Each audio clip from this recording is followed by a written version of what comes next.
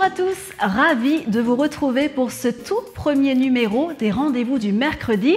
Cette semaine, Eric Hamel, directeur de l'ISEG, reçoit Kay Littman, rédacteur en chef d'Eurojournaliste. Mais d'abord, on va retrouver David Grosjean, étudiant en 4e année. Il est également responsable étudiant de l'exposition Prince. On va aller les accueillir sans plus tarder. Eric, c'est à vous. Bienvenue et un grand merci aux parents, aux lycéens, aux étudiants de suivre en direct l'émission du mercredi. L'invité du mercredi, il y en a deux. Il y a d'une part un étudiant, d'autre part il y a un professeur, intervenant professionnel, donc à l'école. Alors pourquoi ils viennent? Pour vous expliquer les passionnés de l'ISEG, ce qu'on y fait, pédagogie active à travers l'innovation et la créativité, mais également un petit rappel, l'ISEG a été créé en 1980, il y a 2500 étudiants. Sur Strasbourg, il y a des challenges nationaux, il y a des projets, il y a 4 piliers qui sont fédérateurs de l'ensemble de tous nos étudiants. Le premier pilier, c'est effectivement la créativité. Je veux dire un deuxième pilier qui est tout ce qui est digitalisation. Un troisième pilier qui est tout ce qui est communication. Et un autre pilier qui est tout ce qui est relations humaines, relations publiques, relations clients. Ces 4 piliers fédèrent, je dirais, toute la communauté de nos étudiants donc de l'ISEG. Je dis également diplôme de grandes écoles, important, titre certifié par l'État, possibilité d'une double validation de diplôme, un MBA aux États-Unis en 5e année, mais également un master européen donc à Dublin en Irlande. Et maintenant, je vais appeler David Grosjean qui va nous expliquer sa vie d'étudiant, pourquoi il a intégré l'ISEG. Donc David, merci.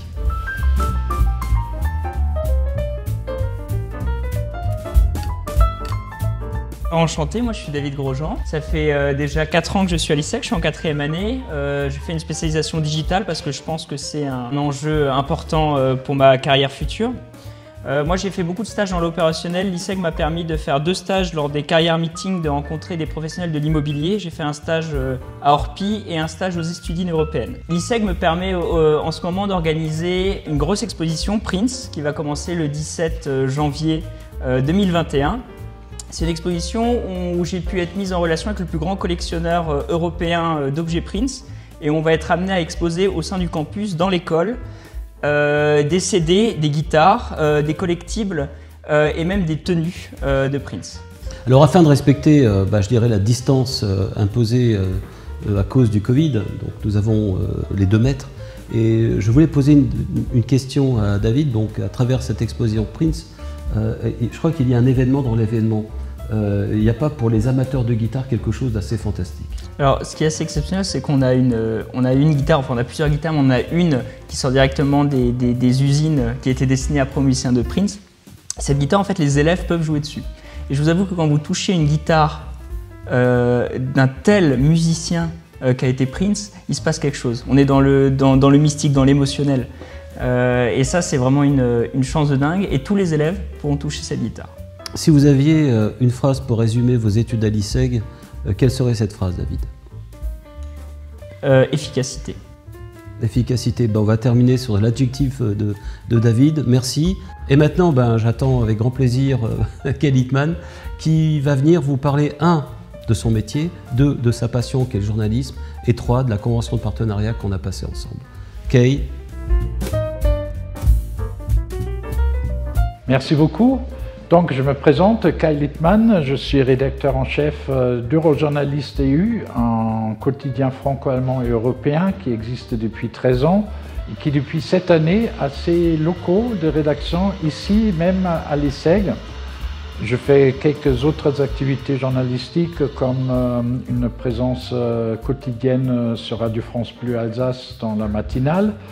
Donc, mon métier, c'est le journalisme. Je suis très content de pouvoir travailler avec Eric Hamel et ses équipes ici à l'ISEG. J'ai également intégré l'enseignement. Je donne des cours de journalisme sportif dans le monde des e-sports. Et c'est une collaboration qui est extrêmement fructueuse dans les 2 sens. Sur mon quotidien eurojournaliste.eu, on a créé une rubrique ISEG Formation qui est à la disposition de l'école, qui sert comme vecteur de communication. Et donc, c'est une coopération que je trouve extrêmement fructueuse dans les 2 sens. Okay, je voudrais vous poser une question. La première fois on s'est rencontrés, vous avez dit une phrase, puisque vous avez fait une partie de vos études aux États-Unis. Quelle est la phrase que vous avez dit en visitant le campus? Je crois que c'était au bout de 30 secondes qu'on s'était retrouvés dans cette salle même. Et je vous ai regardé, j'ai dit, ici je trouve un campus américain à Strasbourg. J'ai enseigné effectivement aux États-Unis, à Kent State University dans l'Ohio et à Kalamazoo College dans le Michigan.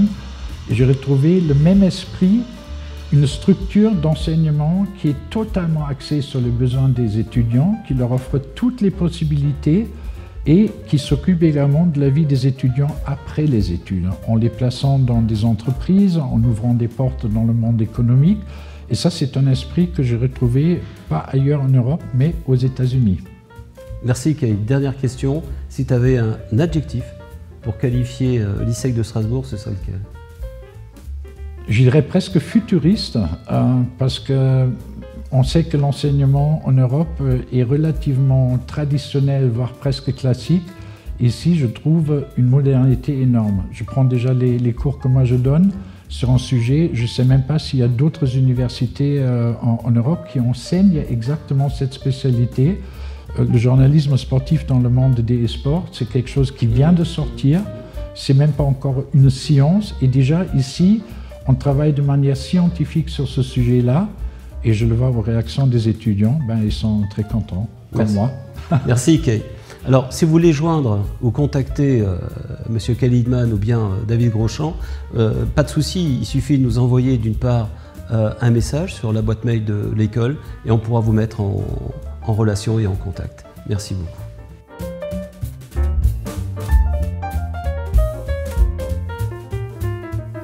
Effectivement, David Grosjean, Kay Littman, je vous invite avec un très grand plaisir à assister à notre JPO virtuel, parce que vous savez très bien qu'on ne peut pas vous inviter malheureusement dans ce magnifique campus. Donc samedi 21 novembre, 10h, première JPO, et 16h, deuxième JPO virtuel. Donc il y aura moyen de poser des questions d'une part à notre département développement ou à notre département pédago. À très bientôt, j'espère. Bye bye.